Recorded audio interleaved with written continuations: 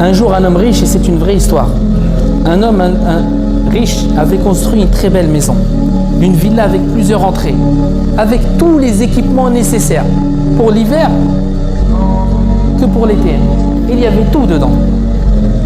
Une fois la villa terminée, il la montra à un de ses amis, tout en étant content de ce qu'il avait acquis. C'est normal. Il a construit une très belle maison, une très belle villa, et il a son ami intime et il lui montre sa maison, ce qu'il a acquis. Il est content. Jusque-là, tout va bien. C'est normal. Et Allah Azza wa Jalla, il a fait en sorte que son ami intime était très très sage. Il avait une intelligence, masha'Allah. Le sage lui dit: combien de temps penses-tu vivre ici, dans cette villa?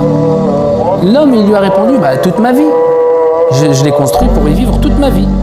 Et le sage lui dit: à combien tu estimes ton espérance de vie? L'homme, il lui a dit: je ne sais pas. Le sage, il lui a dit: nous dirons que tu vas vivre 100 ans encore. On va prendre large, tu vas vivre 100 ans. Et ensuite, tu quitteras ta demeure. Cette ville-là, tu la quitteras pour aller vers une autre de tes demeures, qui est la tombe.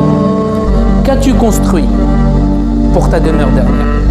Qu'as-tu préparé pour cette demeure? Ensuite, il lui a dit: tu n'as pas été juste et équitable.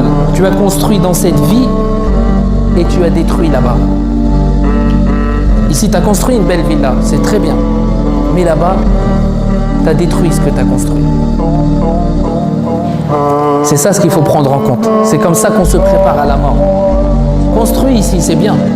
Mais n'oublie pas de construire là-bas. Si tu construis ici pour détruire là-bas, ne construis rien ici.